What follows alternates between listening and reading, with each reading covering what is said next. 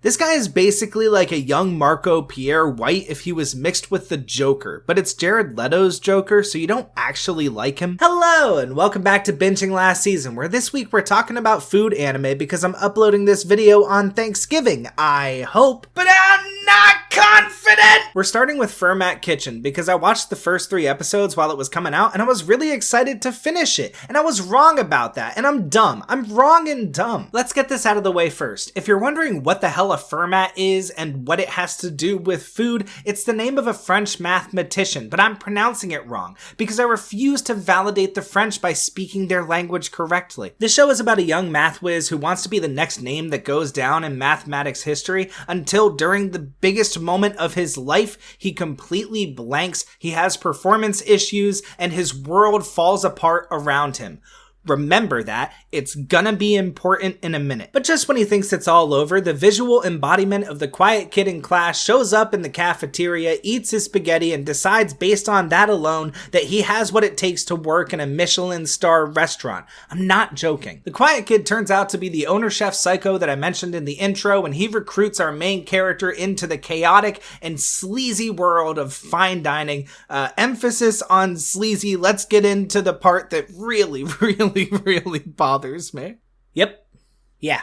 That meme pretty much says it all. If you were watching this anime with a pure and innocent heart like I was, by episode 3, you really wouldn't have noticed anything going on. And then when you got to episode 4, you would have been really upset. Technically, this is a small spoiler for the early part of the show, but A, it's not really that big of a deal, and B, if you assumed our main character wasn't going to work at the restaurant with the psycho cook guy, you're kinda dumb. So our main character is working at the restaurant, and he's talking to a side character that also works at a restaurant who wants to know how to make this girl fall in love with him that also works at the restaurant. And our main character basically says, I don't know, I bet we could do some math to figure it out, because he has like a real low functional autism level going on. And he says, oh, thank you very much, I appreciate it. It's just like a throwaway scene. It doesn't matter at all until later when our main character is passed out at the psycho chef guy's house, and who walks out of his bedroom buttoning up her shirt but the girl that was mentioned earlier, the girl that this other side character has a crush on. There's no reason for that to happen, by the way. I mean, you could have them walk out because you could want to show how sleazy it is in the restaurant industry. I understand where you're going with that. You don't necessarily want to show them doing drugs, but you show them sleeping around, things being a little complicated. I get it. But you didn't have to have this side character say, oh, I'm in love with, I'm so infatuated with this lady, and oh, I've just been thinking about her, and I really want to ask her out. And then, like, literally in the same episode, have her walking out from randomly hooking up with the owner chef. It's dumb. It's dumb, and it doesn't make sense until you realize that it's just an NTR fetish. These people are infecting the universe. They just will not leave me alone. They're even showing up in my anime now. How dare they? It's NTR. It's barely disguised fetishism, NTR. It happens consistently throughout the entire show. You remember when I mentioned that he was feeling just full of despair because he just couldn't perform when it mattered the most. His mind went blank. He had performance issues in episode 1. I could have realized that this would be an NTR thing, but I just assumed it wouldn't. Because why? Why would this NTR BS pollute my anime? I don't appreciate it. And it continues later into the show. There are multiple moments where it's just like,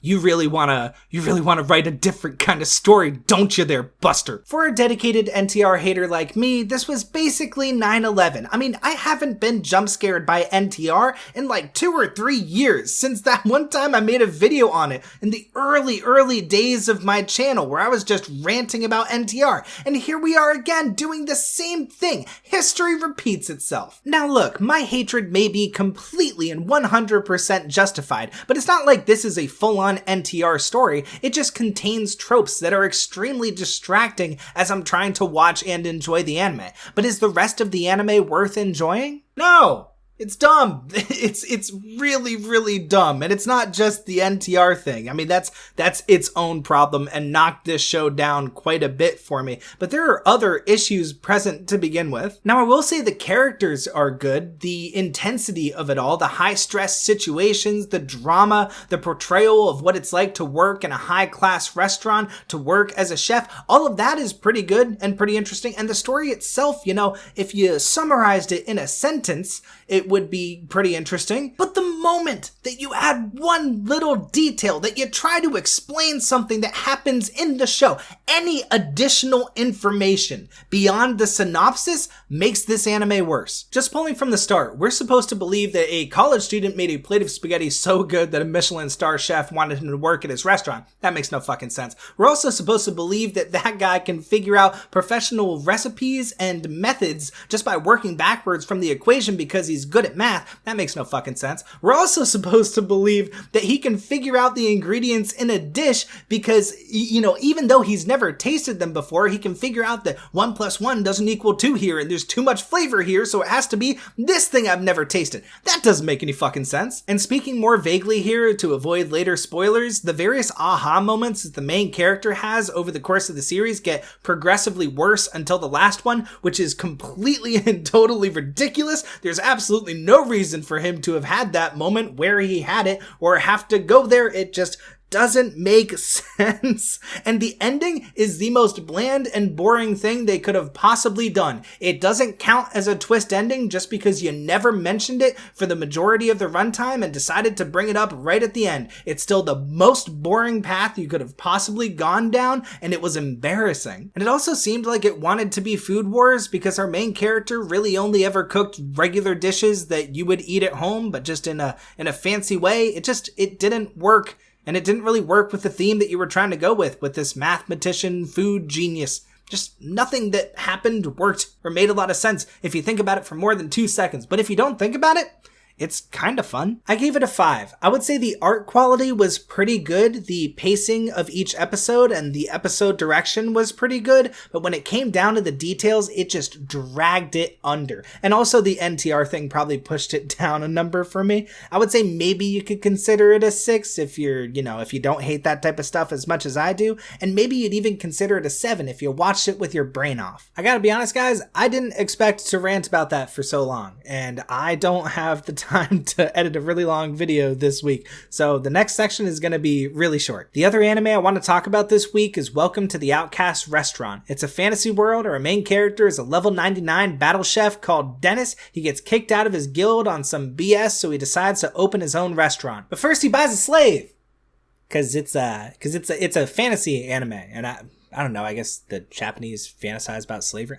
Shut up. To put it simply, this is a food/found family anime. That is too many F's. Dennis and Atelier have a really pleasant father-daughter vibe, which is nice to watch. And on top of that, he acts like a big bro to all the customers that come into his restaurant, the regulars, which means he gets into scraps every once in a while. But that is okay, because as previously stated, he is a battle chef. He's level 99. He is essentially the cream of the crop. For this one, it was the storyboarding that stood out to me. And don't get me wrong, it's visually nice as well, and the battle scenes are pretty good. But it's the story that really shines, in my opinion. Each episode is basically self-contained, and each episode is relatively interesting to me, and the themes that occur happen over the course of the entire season. It starts in episode 1, it ends in episode 12, and you're basically saying the same thing from start to finish with little nuggets of foreshadowing going on there, which I thought was really nice. I like it when a story is as clean as this one is. Even with the fantasy standard of most of the episodes being standalone mini-stories, it felt like there were enough references to both past and future episodes that the story actually mattered, even if it wasn't the same through line the entire time, and I appreciate when somebody puts that much effort into the writing aspect of it. I gave Outcast Restaurant an 8 out of 10. At first, I did give it a 9, but when I went back and revisited, I felt like that was a little bit excessive. It's not quite at the level of 9s in my book. Again, a 9 is just something that's really special, but not quite a 10. And this is really, really good. I really do like the story, but it's not that special.